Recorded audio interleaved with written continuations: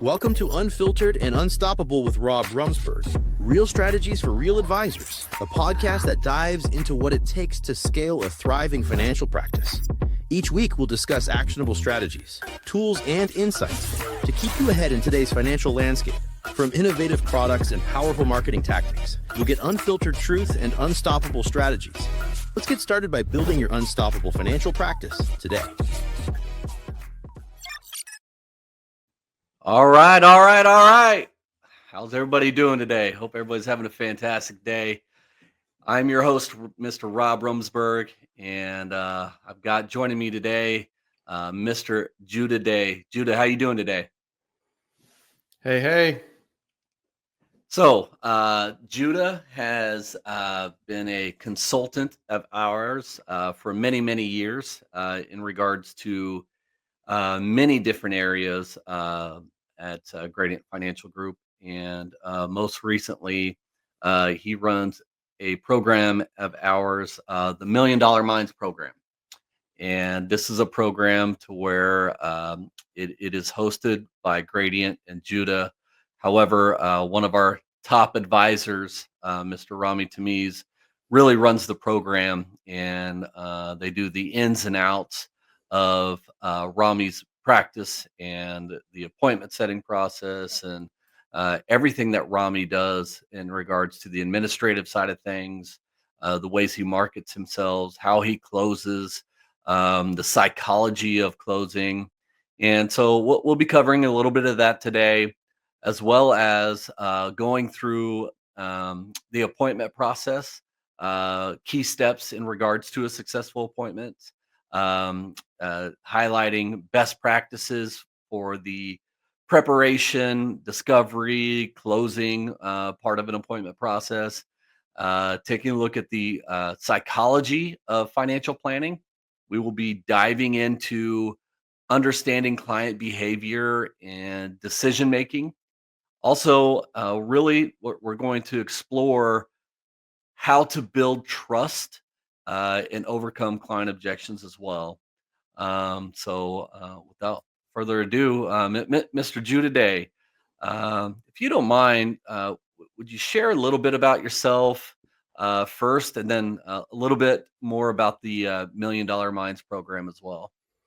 Yeah, thanks for having me, Rob. So just a little overview kind of myself is I've actually been in this business or the industry, insurance, financial, in some regard I say since I was 14, because I made appointments for dad, and he was an investment advisor, and he had me calling leads, like scheduling appointments. I probably sounded like a crackling girl, trying to call at 14, like my voice cracking, but you do what you got to do. I did it, earned my allowance that way for dad. When I was 18, got my insurance license, started selling Medicare, life insurance. About the age of 24, my dad asked me, he's like, "Hey man, why don't you help me with these dinner seminars?" And I was like, okay. He wanted me to present, and I didn't know anything about, that world at that time. It was mostly about kind of annuity sales, or it was, something insurance related. And so I did my first dinner seminar at 24. I memorized the script and then pretended like my voice was cracking up because I didn't want to answer questions because I didn't know anything right at the time.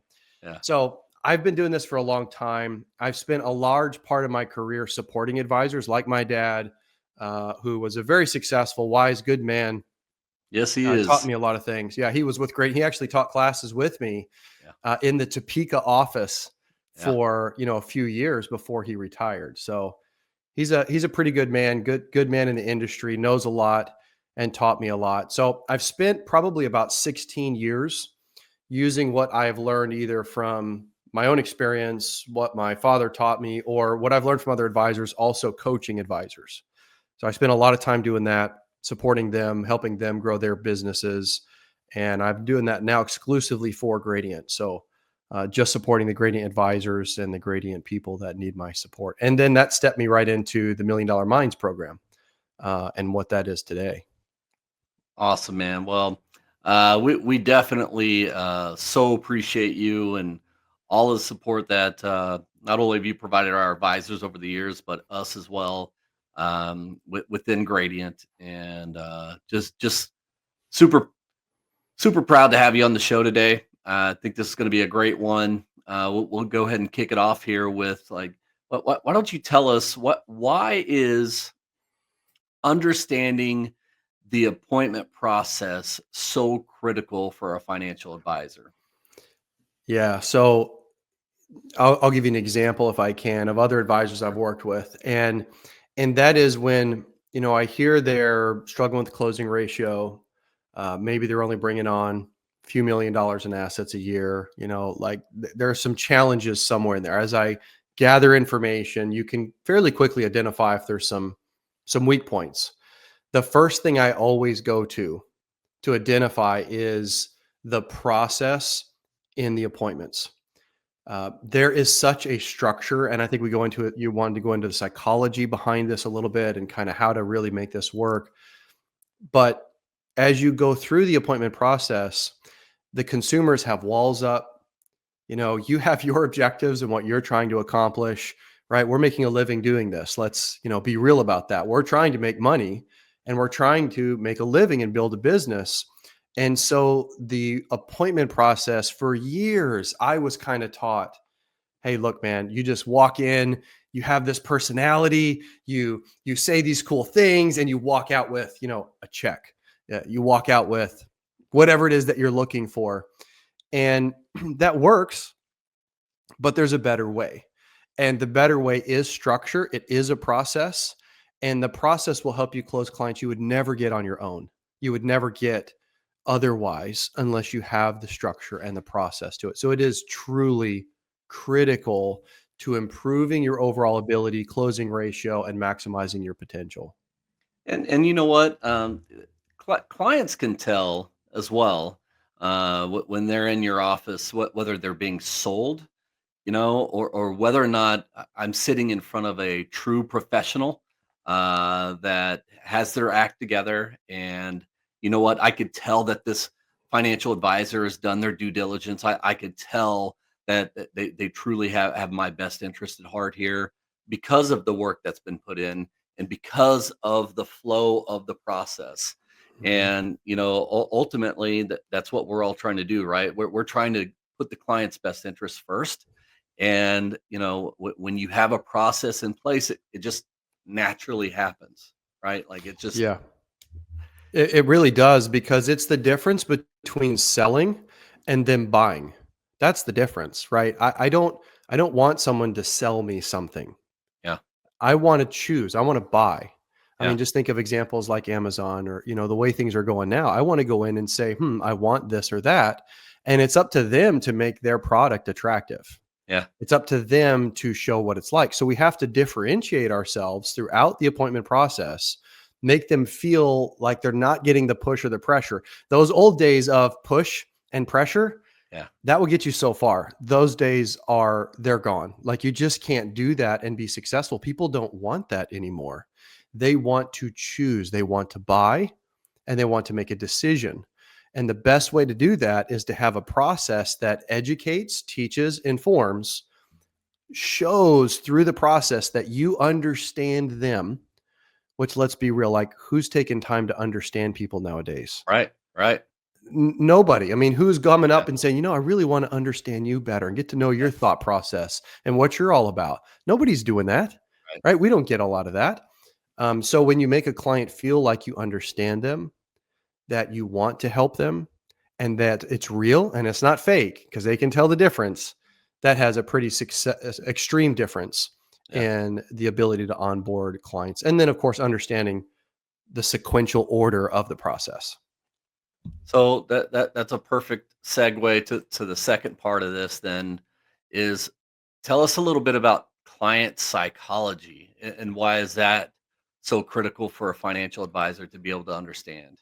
Yeah, let me do it in an example. So when Dad and I first started working together, he taught me kind of a presentation like how do I sell? And I started off selling annuities in the financial services business, right? That was my start. Of course, I did life insurance and Medicare, but in that process, there was a type of client I just could not close.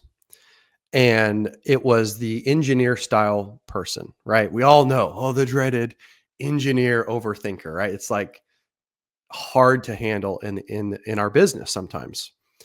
Well, I just would pass them off to dad and say, he'll take care of you, because I couldn't do it. And then he would just do it with ease. And I never could understand, like, is it because I was young? And I would make excuses like, well, I'm 25, 26, Yeah. 27. That's why. Right. And it never was. And I never understood it. My dad was an engineer style salesman. He was an engineer. He thought that way. So he would present in an analytical way, which is what the consumer, that was the engineer style person, needed in order to move forward. I was the closer, Yeah. right? I was the personality salesman, and they don't want that. Yeah. So understanding the personality of the people you're working with helps you meet them where they're at.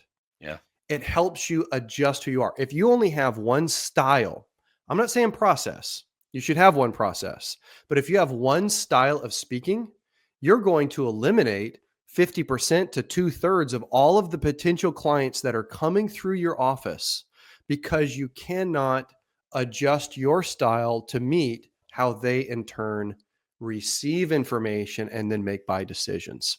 So once I started understanding, oh, I need to be more analytical, I need to provide more information, I understood their psychology. Then it was up to me to practice to figure out how to meet them where they were at, which Yeah. improved my closing ratio. Same is true for the agents. That's exactly right. That's exactly right. So if I'm not finding, where you are at in regards to your thinking, we are quite frankly going to be speaking two different languages. Like, 100%. and we aren't going to be on the same page. And at the end of that, I promise you, in your own mind, you're going to be thinking, "Man, I just crushed that thing," and the client's going to be like, "That was terrible," and you're going to be thinking, "Why didn't I close that? I thought I did such a good job." Well, if you're not understanding the psychology behind, client meetings, it's easy for you to miss big time. And to your point, Rob, like when I'll do coaching with an advisor, or maybe they come to Million Dollar Minds and they're trying to learn how to, we talk a lot about this in Million Dollar Minds, and Rami does.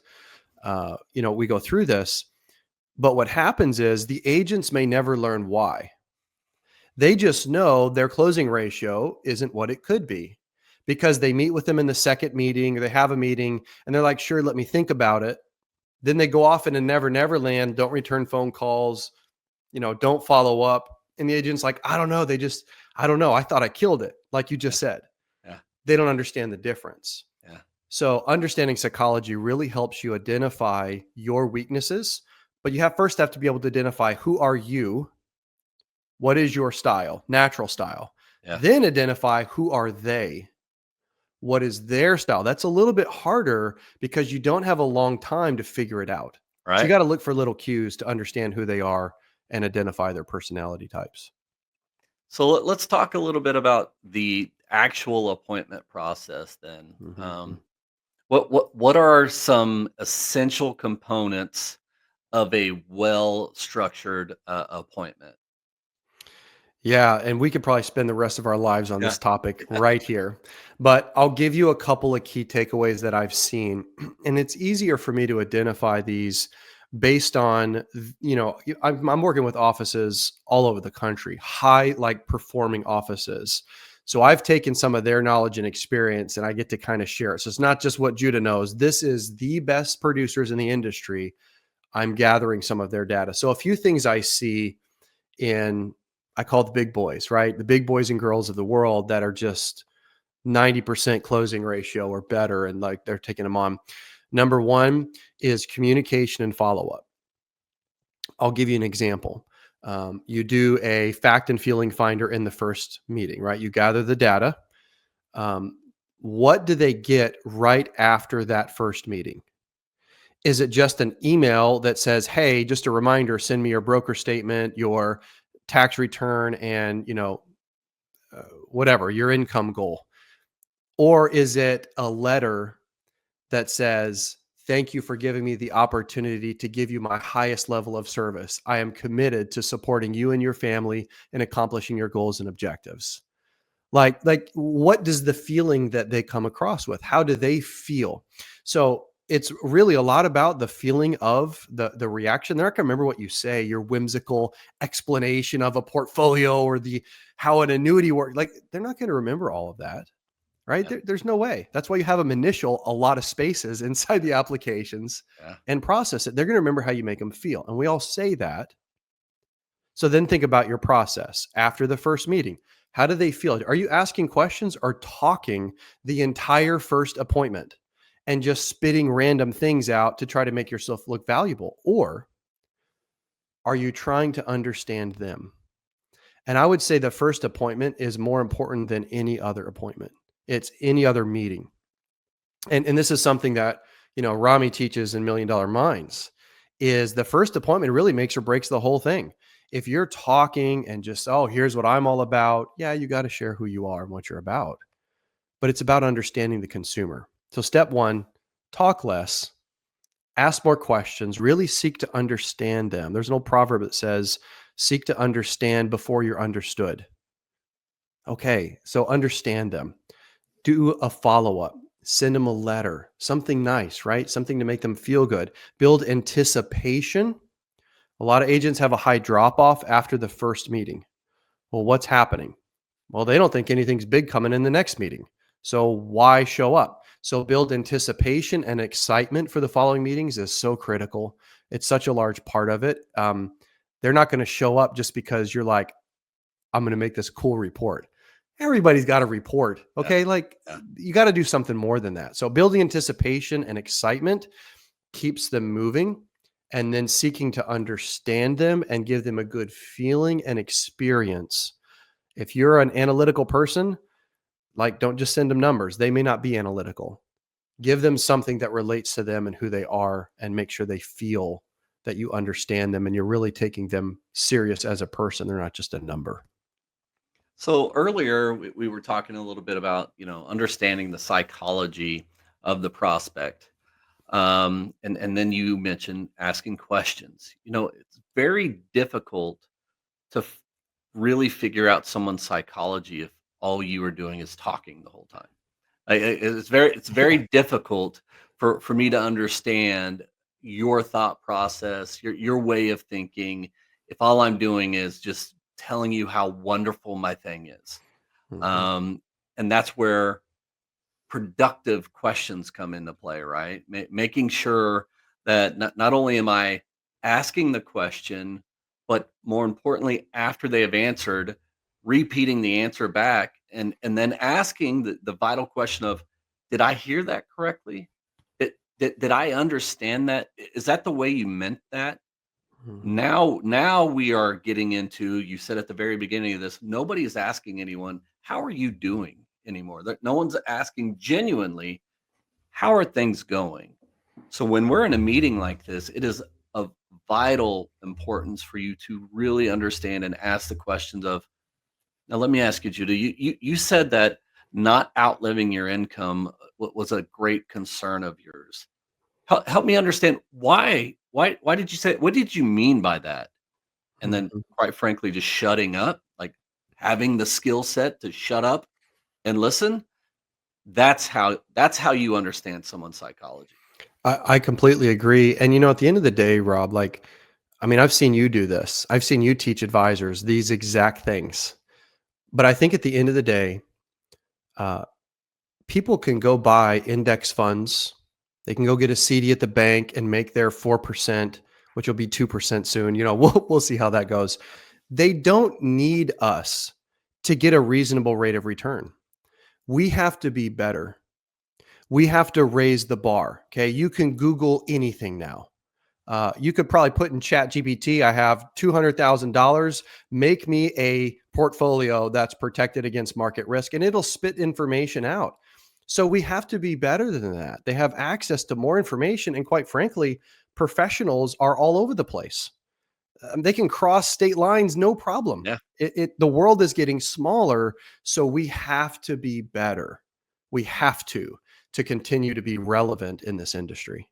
That's a fact. So there we go. So what are some common mistakes that an advisor would make during the discovery phase? Like what are some of those? Yeah, I'll give you some big ones that I'm just like, oh man, like put my head in my hand when is they will say, they'll say, oh, I have, whatever, BlackRock fund, or I have a CD, or they'll say what I've got. And then they will immediately say, oh, well, we can do better than that. We've got this indexed account over here, or we have this insurance product, or we have this portfolio. They can't help but immediately jump into a solution when they hear a product or a problem. So that's an immediate like, no solutions in the initial phase. Don't start telling them about products. Don't start telling them about, all the things that you're going to do to fix it. Focus on understanding.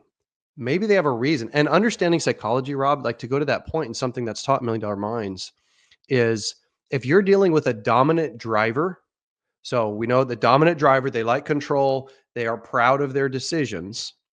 If you immediately go into, oh, why did you do that? Dude, they're going to shut off immediately. They're just going to turn off because you're questioning their own judgment. They're dominant driving. They don't like being insulted. So you have to do it in a different way. So number one, no product talk when you're first starting, like get out of that. You're not a product salesman. You're trying to understand them. Another one in the process is with most advisors, we've typically seen the highest closing ratio when we're looking at appointments because it makes the consumer not feel rushed and not too slow is typically 3 meetings. On average, what we're seeing on average be the most successful, specifically for advisors that are, securities licensed, because that's a lot to like digest. So the other one I would say is in the second meeting, keeping it as a strategy and more conceptual. In other words, not doing some deep dive into all the portfolios and the index strategies and the inner workings of an annuity when you've just now presenting them an income plan and just explained how Social Security works. Their brain's fried in about 20-25 minutes of that kind of stuff. So being conceptual in the second meeting and then scheduling the third meeting to get into more of the details of the portfolio, letting them have time to approve the strategy first. And then the portfolios, the product recommendations come in the third. So they're digesting bites instead of too much at once. On average, I see a higher closing ratio with advisors that do it that way. So I guess the warning is don't try to cram it all in to get a sale quickly. Make sure you understand them and what their needs are in that overall process. Yeah, absolutely. And slow play it. It's definitely. I heard this a long time ago. I never lost a client by going too slow. And that's the thing. Understanding patience, and understanding how to really control the appointment, and making sure that we are doing a good job of educating without selling. Making sure that while you're doing that, as we keep saying here, understanding the psychology that goes along with the educating part of it. Um, if you would, could you share a success story from the $1 Million Minds, meaning highlighting maybe a particular advisor or situation that might have been frustrated with their appointment process, and what they might have learned from $1 Million Minds and how they applied it, and they might have seen some success? Yeah. I mean, we have a lot, and that's being very truthful. We have an advisor, David, and David is an advisor that came. He's already doing well. It's not like he was, hated his life at this point. He was Right. probably doing the 10 to $12 million mark, and overall, so that's his assets under management and his insurance side.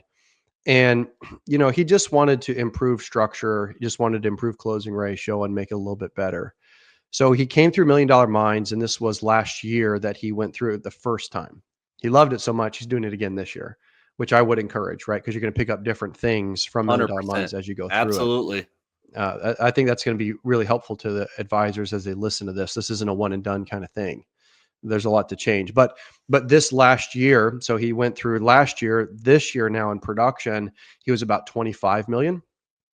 Okay, now is it all $1 million minds that did that? Of course not. A combination of his marketer supporting him, Gradient backing him up, what he learned at $1 million minds, and quite frankly, his own drive. Yeah. He's the one doing it, right? You can't give credit 100% to any training program, but if you don't know what to do, you can't act on it.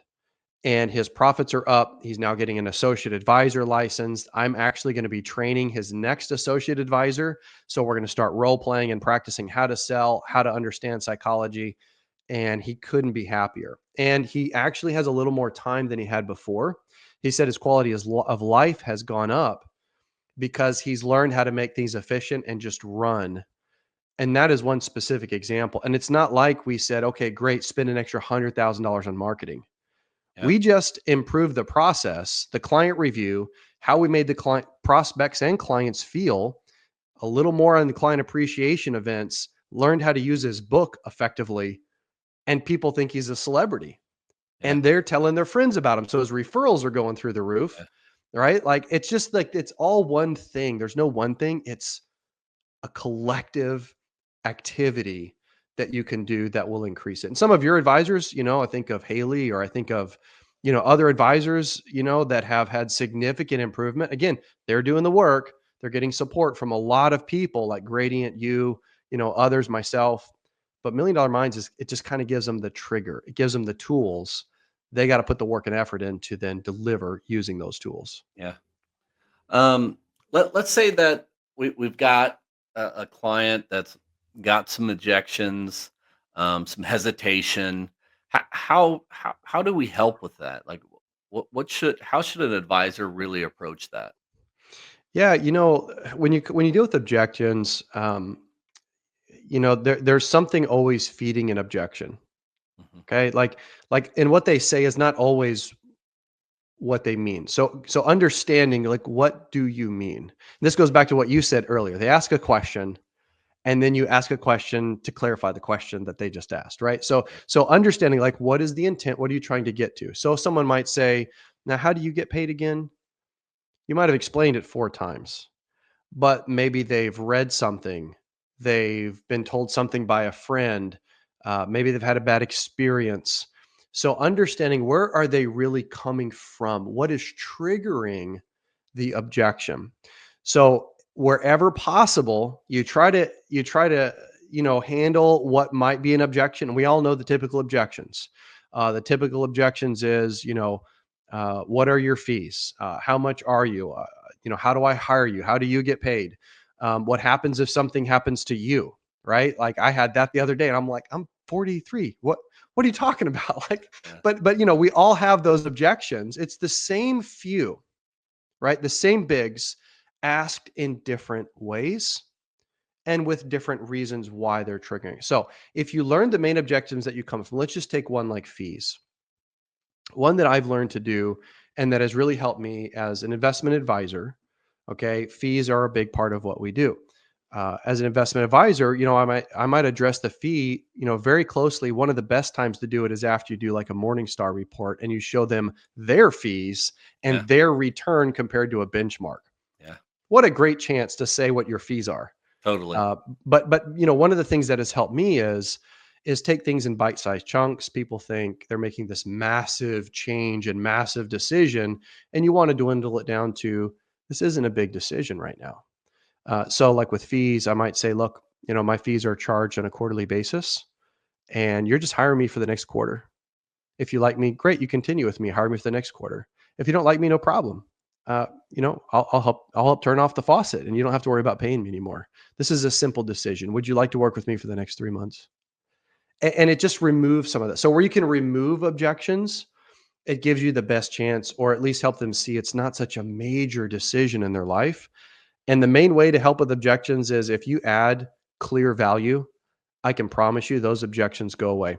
Just one more quick story. I had an advisor at the round table, and I was asking him, what would you like to talk about at roundtables? Right? Because we have our annual roundtable. It's a great event to share and work with other advisors. And I said, what would you think about having, common objections as a discussion at roundtable? And he looked at me and he said, I don't get objections. We don't need to talk about that. So if I go to the big boy table, the big girl table, where they're doing big numbers, objections are a non-issue. Now, if I were to go to the little boy table, the little girl table, they're all about objection handling. And the difference is it's a mindset of delivering sales versus solving problems. If you solve problems, what's an objection to that? You gave me a problem and I solved it for you.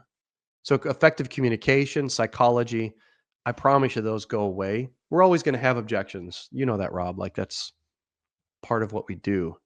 But just understanding why makes it easy to answer and handle that objection. And this all wraps everything up so nicely. That's also why you need to have an effective appointment process, because like we said at the very beginning of this, like we as people, we as humans, we can smell when we're being sold, right? Like we know it, and that's when the objections, I've got all of the objections in the world. However, if I could tell that you are properly prepared and you've done your research and you are moving me along a process that I feel like is disciplined, and I feel like you are actually moving me along a path that my best interests are at heart. Guess what? The objections aren't there. I might have questions. I might have some clarification questions, but not objections. And those are two totally different worlds. I completely agree. Questions are great. Yeah. You want questions. Yep. The objections go away. I really don't handle many objections myself from what I have learned from going through $1 Million Minds, from going through these other things. If you understand the consumer, if you understand them, I mean, really understand them, there aren't Yeah. objections. It just doesn't happen very often. Well, man, it's already time to wrap up. These things fly by. I've got one final thing from you. If you would just give us one, I would say one main takeaway that someone would get from $1 Million Minds and the coaching that goes alongside that. Man, No, it's hard to pinpoint, but it really is. So here's what I would say. Here's the one thing: efficiency in process. That's the main thing. At the end of the day, either the agents that come to $1 Million Minds either want to increase production or have a better quality of life. Either way is fine with us. yeah, Our job is to make you more efficient in what you do. So then you can choose what you want to do with your time.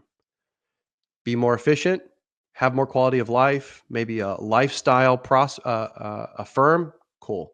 Increase your production, make more revenue, cool. If you have an efficient process and you're structured properly, you just choose what you want to do with the extra time that you find through becoming more organized and efficient using the $1 Million Minds mindset and process.